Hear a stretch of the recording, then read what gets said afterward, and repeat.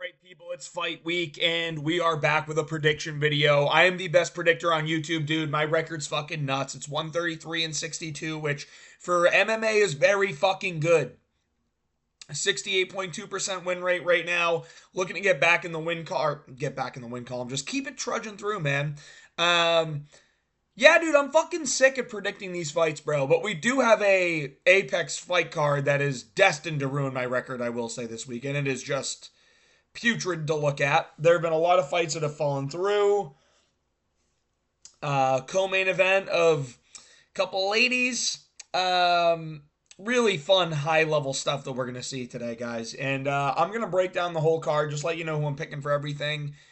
Let's just fucking get into this must-see banger of a fight. Rayan Dos Santos versus Elise Ardeline. I'm going Rayan Dos Santos. I just think she's better. She fought Puja Tomar her last time, and they gave Puja Tomar the win. I thought that was a brutal robbery. I thought Rayan Dos Santos won very clearly in that fight, but they needed an Indian fighter in the UFC. They needed somebody to win, so they just gave it to Puja Tomar because it was the lowest level fight on the card that no one really cared about. I think Rayan Dos Santos is going to win, though. I think she's a little bit physically stronger than Elise Ardeline. She is shorter, but they got the same reach. I think she can use her grappling a little bit better. I don't know, dude. Like I just think she's better, man. Like there's really not much to break down in this one. Elise Ardeline has not been great. Her career is relatively new. Even though she's and then that 9-7 record is ugly. I feel like she wasn't going for like a while. She started late in her career, and Rayan Dos Santos has more fights and is younger. I trust her to have developed the game more. Like Elise Ardeline lost a split to Shauna Bannon, which she arguably could have won. She got dominated by Melissa Martinez. I mean, I don't think she's making these improvements to her game. I'm gonna be real, man. And I think Rayan Dos Santos is younger, where I can expect her to have made more improvements in her game. Um, Yeah, she lost two split decisions in a row. Talita Alencar and Puja Tomar, both of which she arguably could have won, dude. Like, I don't know, man. They keep kind of screwing her out of decisions. Like, are they going to screw her a third time? I'm going to go with the odds and saying no. So I'm going to go with Rayan Dos Santos to win this fight by decision. Probably 29-28 split.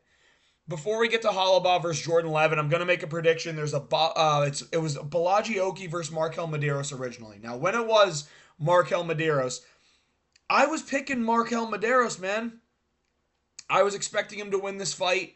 I expected him to win it pretty closely. I was expecting a decision where Balaji Oki would have some good moments, but Markel Medeiros was just gonna be too much for him too late. And now they've replaced him, and I'm looking up who they're replacing him with right now. Shout out to the fucking MMA group chat, bro. They know all the guys that are coming in here on short notice. Who the fuck is he fighting, bro? See, here's the thing. I gotta go look at it. Oh, Michael Aswell. I'm gonna be real, dude. I know a lot about this sport, man. I understand how it works. I understand matchups, matchmaking. I understand the promotional aspect of it. I understand the fights. That's why I'm the best fucking predictor. I have no idea who Michael Aswell is, bro. So I'm going to go with Balaji Oki. I don't think Balaji Oki's bad. I just thought Markel Medeiros was a little bit better and actually is a little more active, where Balaji Oki can kind of let rounds slip from him. This guy, Michael Aswell, took the fight on today's notice. He's going to have 4 days to be prepped and ready to fight. It's all going to be about cutting weight for him, probably. I'm sure he was training leading up to that's why he's getting the fight, but I expect Balaji Oki to get this one done. I think he's going to be able to outbox Michael Aswell. He's probably going to find a finish. He's got some pop, so I'm going to go Balaji Oki by KO. Moving on, Jordan Levitt versus Kurt Holloway. I'm taking an underdog here in Kurt Holloway, bro. First underdog I'm taking to the card. Markel Medeiros would have been the first, but I'm taking Kurt Holloway here, bro. I think his striking is exponentially better than Jordan Levitt's. And Jordan Levitt is like okay with the takedowns, but he doesn't get them relentlessly, you know what I mean? Decent grappler. Kurt Holloway's very tough to finish on the ground, and I just don't think that Jordan Levitt's going to be able to hold him down the whole time. And that's where I'm going with Kurt Holloway to piece him up on the feet. Then Kurt Holloway's going to look bigger in there. Yes, Jordan Levitt's going to land some low kicks, land a body kick or two, look terrible with the hands. And that's where I think Kurt Hollabaugh is going to be able to put it on him. I think Jordan Levitt's going to really struggle in this fight, especially like getting hands on Kurt Hollabaugh. I think Kurt Hollabaugh is going to put a little bit of a beating on him in the boxing. Levitt's going to shoot, maybe gets a takedown or two, but Hollabaugh's able to get up every time. Maybe takes a little bit, but Jordan Levitt doesn't have like tremendous submission ability in his jiu-jitsu. He doesn't. Kurt Hollabaugh's got better jiu-jitsu than Jordan Levitt. Jordan Levitt just has a better wrestling takedown game than Kurt Hollabaugh does, and Kurt Hollabaugh's not the best at like defending takedowns, but he went out there at a close fight with Alex Hernandez, and when you look at it, it's like he beat Austin Hubbard, or he subbed Austin Hubbard, he beat Krzyzewski, he had a close fight with Trey Ogden. Like, those are better names than Jordan Levitt. I'm gonna keep it real. Keep it a buck. He's more experienced. I get he's old, but like, dude, when you're older like that, the issue is the chin going. Kurt Hollabaugh's able to push forward, land big, heavy shots in the boxing, not get finished, unless it's by, like, I can see him getting subbed, but like, Jordan Levitt's not fucking subbing too many. I get he's 6-2 with subs, yeah, but he submitted whoever the fuck that guy is, dude. Got subbed twice by Patty and Chase Hooper, two really good submission specialists, by the way. KO'd Victor Martinez. I think this was a... This ain't the Victor Martinez that I'm thinking of, though. You know what I mean? Right? He didn't beat... Yeah, this is this... All right, this is not who... This isn't the Victor Martinez that I randomly pick all the time. This is the bad Victor Martinez. You know what I mean? Yeah, and then what, he subs Sales? Like, who the fuck is that guy, dude? Honestly, I don't even remember that fight. On the Lewis Dacus card. Loses to Pueyas. That's not a good looking... Like, slam KO'd Matt Wyman. Subbed Flores on the Contender Series. Like, before that, yeah, he's got submissions before he gets to the UFC, but then he fights UFC level guys and he's just not getting it done. So, I'm going to say that Kurt Hollabaugh as an underdog gets this one done. I'm going to go with a round 3 TKO. I think he can find a late finish with the boxing here and just beat up on Jordan Levitt. I think Jordan Levitt, super nice guy apparently. I think he's just a little soy, dude. He's a little zesty. This guy fucking twerks after getting a win in the octagon. I don't like that for an MMA fighter if you're a dude. Sorry to say. I'm going with Kurt Hollabaugh to get it done pretty easily here. Moving on. Traven Giles versus Andre Gustafson. It was going to be Jeremiah Wells, and I was going to go with Jeremiah Wells. But I think Andres Gustafson's going to be able to put a pace on Traven Giles, wear him down, and beat him up. Traven Giles also taking this fight on 5 days' notice, so another short notice replacement here. I'm going to go... Listen, I think Traven Giles' boxing's much better than Andres Gustafson's. I do. I don't like Gustafson's striking. I don't think it's that good. But when I look at how he fights... He is relentless, man. Like, the pressure is crazy. Just walks you down, gets you in the clinch, starts throwing bombs in the clinch, trying to land big shots, knees to the body. Just doesn't really stop. And with this being at a catch weight, it's going to be... Traven Giles is going to be trying to make the weight here. Andres Gustafsson is going to be able to not strain himself to make weight as much, bro. He's probably pretty close to being on weight now. He's just going to be maintaining it. I'm going to go with Andres Gustafsson to win this fight, probably by TKO. I think he just wears down Traven Giles late and gets a finish against the cage. I'm going to go round 2 TKO. Traven Giles with a little bit more time, like a full camp, he might be able to beat Andres Gustafsson. I just don't think this is the time to do it. And like, he's fought really good comp, but he keeps like losing to the good comp. Like DDP, lost. Carlos Pratas was a loss. Mike Malott, loss. Like 3 in a row. He split decision, beat Preston Parsons, close fight, beat Kostya, but like, he doesn't finish people, and I don't think he's going to win this decision against Gustafsson. So I'm going Andres Gustafsson. Moving on. Ketlin Vieira versus Macy Chiasson. I have no interest in this fight, man. This is guaranteed to be a clinch fest against the cage the whole time, and when Ketlin Vieira's back's against the cage, she stays there, bro, and she doesn't get off the fucking cage. Like, she doesn't do enough to win herself fights. She just accepts being in position where she's not going to get hurt, but she's not in the dominant position. So she just loses minutes pretty consistently. And where I was thinking Ketlin Vieira sometimes has advantages, she's a big gal, right? She can push her weight around a little bit. Macy Chiasson going to be much taller than her in there. She's going to be 3 inches taller, have 4 inches more of reach. They're obviously the same weight. They're in the same weight class. But I think Macy Chiasson's actually a little more butch. So I'm going to go with Macy Chiasson to win a boring 29-28 clinch fest decision here. There's not much to break down. This is going to be up against the cage all fight. Boring, terrible, desperation shit break here, guys. Like, this is going to be brutal. I'll be at a Post Malone concert, but fucking Macy Chiasson's going to get this one done. 29-28 boring ass decision. Moving on, Jafel Filho versus Alan Nascimento. Now, I like Jafel Filho's striking much more than Alan Nascimento's. I think Alan Nascimento has better grappling. Yeah, I do. But Jafel Filho's grappling's really good too, and he's had a lot of really good moments when you look at his career. My thing, all right, so let's start with Alan Nascimento. He's been out for a long time, and he's had a lot of injury troubles. Last win was against Carlos Hernandez by submission round 1. Then he goes to a decision and beats Jake Hadley. Loses to Tagir Ulanbekov in a close-ass fight. But look at the activity, bro. This guy's fighting once a year. Lost a split to Raulian Paiva on the Contender Series in 2018. He had a 3-year break after that. Is he consistently able to get improving, or is he actually improving, or is he just nursing injuries, dude? I don't know that I can trust it. And then you look at Jafel Filho, who's been far more active. Nothing crazy, right? It's been over a year since he's fought. Subbed Ode Osborne in round 1. Subbed Daniel Badeth in round 1. Almost subbed Muhammad Makayev in the first round. Ended up getting subbed later. I like what Jafel Filho's been able to do. And I do think that his grappling is good enough to not get submitted by Alan Nascimento. Maybe find ways to get back to the feet. While Nascimento's a very, he'll half guard camp, right? He'll camp the half guard. He'll get the full mount and hold you there. Look to get to your back, hold you on your back, try and go for submission from there. Where Jafel Filho kind of just he throws up a lot of submissions from anywhere.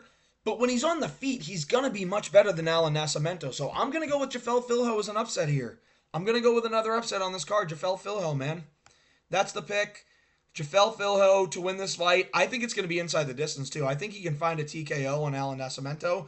Maybe a decision there at flyweight, but this will be the first decision Jafel Filho's been doing 12 fights. Since 2014 or something like that. So I'm going Jafel Filho underdog pick to win this fight. I'm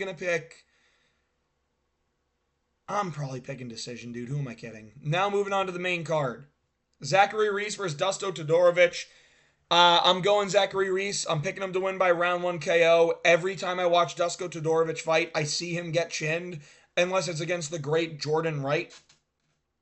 And I know Zachary Reese took a ton of damage in his last fight when he got knocked out by Bakoev and the referee in the same sequence. Crazy. I think he's going to be so much bigger than Dusko in there, bro. I think he's 3 inches taller, 3 inches more in reach. But Zachary Reese is a big guy. He's very physically dominant in there. And I know what you're saying. Oh, he didn't finish Jose Medina. Bro, Jose Medina just had that, Mexican, I'm too tough for you build. You know what I mean? Zachary Reese is very physically gifted, physically strong, has good body kicks, has good boxing, and he's been active. I like the activity. I like him constantly improving, getting in there, getting better and getting better and getting better. He just lost to Bakoev. But before that, it was beat up on Medina, KO'd Marquez. He did lose to Brundage via slam KO, so I question the chin a bit, honestly. But he got a first-round sub against Aronov on the Contender Series. I trust him, man. I trust him here to get this one done. I think he's going to get a first-round KO over Dusko Todorovic. Dusko bro, never really believed in this guy. Every time I see him, he's getting chinned in round 1. He beat Jordan Wright in round 2 by KO. Whoop-de-doo. He got KO'd by Mansour Abdul Malik in round 1. KO'd by Chris Duncan in round 1.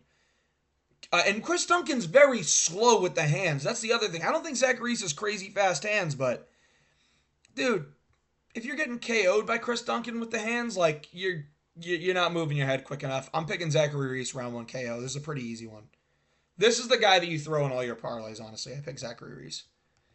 Moving on, Dustin Jacoby versus Bruno Lopez. As you guys saw in the thumbnail, I am a massive Dustin Jacoby fan. If you've been following the channel, you know I'm always picking Jacoby except for that one fight against Reyes. I picked Reyes in that one.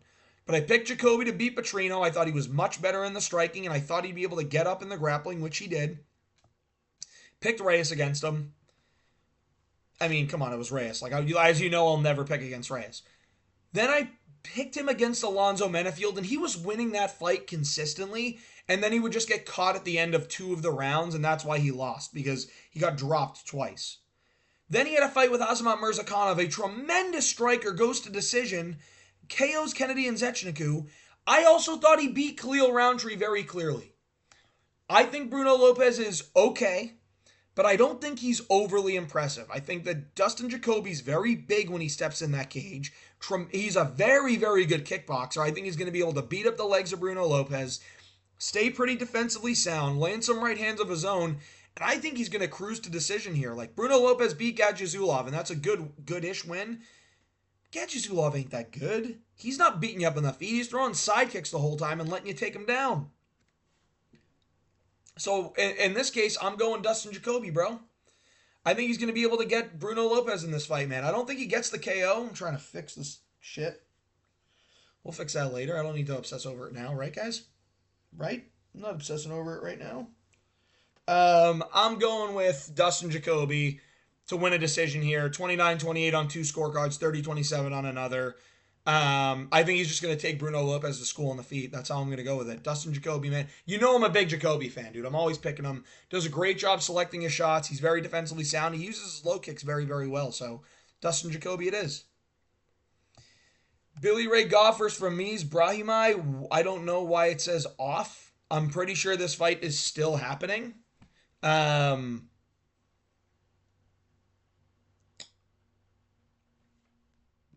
This fight's still fucking happening, right?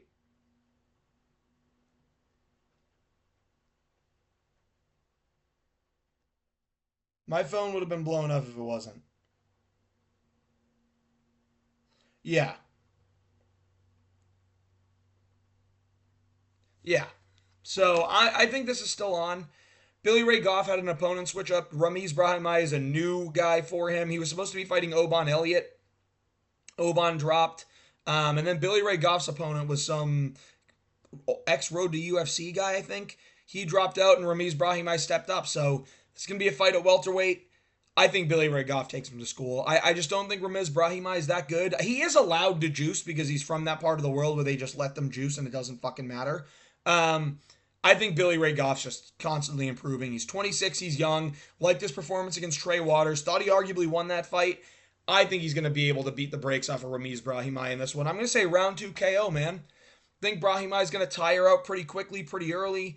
And I think Billy Ray Goff's going to be able to mix up a lot of the shots. They're going to have exchanges where Brahimaj's landing at moments, but Billy Ray Goff's going to be the one mixing up the strikes, landing to the body, bringing the hands up top after, landing a kick to the body, kicking low, making it more of an MMA striking max. And I expect him to be able to have moments where he's in the clinch here, able to land knees to the body, land elbows, separate, and land more punches. And I think he's just going to be able to put a pace on Ramiz Brahimaj and get Brahimaj on the back foot where Brahimaj is just tired out by the end. So Billy Ray Goff's the pick here. Round 2 KO is what I'm going with. Mateusz Gamrot versus Ludovic Klein. Man, I'm kind of fucking scared for Gamrot. I'm not going to lie, because this feels like a really bad matchup for him. Because Ludovic Klein's got good takedown defense. Damn good takedown defense. And he's a better striker than Mateusz Gamrot. So you go, all right, dude, like, where's Gamrot going to win this? But I just think Gamrot's so damn good, bro. He really is. And he's a guy, like, you're not chinning Gamrot. Like, you're not chinning him. Like, RDA hit him with a good knee, yeah. But then he toughed it out and won the rest of the fight. Dan Hooker, split decision loss.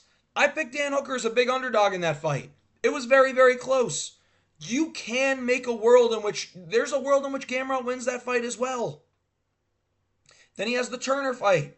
Then he has the Dariush fight, which he lost. But again, he was just a dog with a bone in that fight. Like, this guy will constantly shoot takedowns, constantly wear you out. And if I remember anything about Klein, bro, yes, his striking's very good, but he does have a little bit of a cardio problem. And I think that Gamrot's going to be able to expose that a bit. I think that Gamrot's going to have moments where he's just relentlessly shooting the takedown, tiring out Klein. Klein's going to have a good first round. I want to say that. I think Klein's going to land some really good combinations on Gamrot. Go to the body, go to the head, land good kicks. Gamrot's going to be a little frustrated on the feet, but in between those combinations, Gamrot's going to do the thing where he lands his right hand, lands the left hand, here and there, where he's getting a couple of, good shots off where it's like Klein's winning on the feet, but then Gamrot shoots and ends up getting takedowns or is able to hold him against the cage and just chain wrestle and eventually get him down, where I think that Gamrot's going to win rounds that way. And I think you're going to see in round 2 and 3, Klein really start to tire out. Oh, I have to fucking keep defending these takedowns. Because Gamrot doesn't quit on him. He's like a fucking dog with a bone. He just keeps shooting, won't stop. And I like that in this fight here against a Ludovic Klein that I've seen tire out. So I'm going to pick Mateusz Gamrot to win this fight here. I think he wins a 29-28 decision, drops the first round, wins the next 2, maybe gets a 30-27 scorecard because round 1 is close. Klein just looked better on the feet. I think Gamrot's fucking good, dude. I think it's just one of those things where, like, he's been so almost at the titles for so long. It's like he's gonna just keep churning out wins, I think. He's wanted to fight for a long time. He's been waiting to fight somebody. He was trying to fight Gaethje, I think. He was trying to fight, they didn't want to do the Gaethje fight, though, because they were trying to get Gaethje an easier matchup, like a fist fight type matchup, you know what I mean? Who the fuck else, dude? I don't remember who just had a dropout. I don't remember who just had a cancellation of a fight, but Gamrot was... BSD. He should have fought BSD, bro. And he tried to, but BSD said no. So in this case, he's getting Ludovic Klein. I think it's a tougher matchup for him than BSD, but I'm going to go with Gamrot to win this one. I think he's really good, and I think he's going to be able to get it done. 29-28 decision, able to just consistently grapple. You're going to see this is going to be, honestly, this might be a standout performance from Gamrot. I wouldn't be surprised. One of these fucking mustache hairs keeps tickling my nose. It's driving me nuts. But Gamrot by decision here. And lastly, the main event, Maycee Barber versus Erin Blanchfield. I'm going with an underdog at Maycee Barber, dude. You cannot convince me that Erin Blanchfield is good. You can't. And you know what makes me so fucking mad? Is that people will be like, dude, Erin Blanchfield, baddie. Like she's in the same baddie conversation as Maycee Barber. She got hit with the fucking ugly stick. What are you fuckers talking about? The MMA standards for these girls are so fucking low that you guys are looking at Erin Blanchfield and gooning, bro. Disgusting behavior from my boys. What are we doing? She's beat, dude. She is not attractive. She looks like a witch, bro. Like she kind of fucking does, man. I'm going to say it as it is. I know it's ripe coming from me with my fucking half Dagestani beard with a mustache. Like, I get it. And the fucking mole on my nose that I'm going to need to get removed if people keep fucking bullying me about it. But, bruh, let's not be talking like she's in the same stratosphere as Maycee, my future wife, hopefully, Barber. Maycee's bad as fuck, dude. And Erin Blanchfield just ain't. I'll tell you that. Now let's break down the actual part of this fight. I think Maycee Barber is very aggressive. Yes, she was taken down by Andrea Lee, and she was taken down by Miranda Maverick. And Erin Blanchfield's got great wrestling, too. I think Maycee Barber has improved dramatically since those fights, and you can tell because when she fought Chookagian, that was her best performance by far, and she had crazy good output. And she doesn't get finished. That's a big part of it. But her output here against Caitlin Sarmanara, or Chookagian, whatever you're calling her, was great. Great output. Was able to outland her, able to outpace her, able to outdamage her. That's the kind of stuff that I like to see. Then she has her fight with Amanda Ribas. She KOs Amanda Ribas in what is actually a sick fight. She had a sick war with Amanda Ribas and she KO'd her. That's important.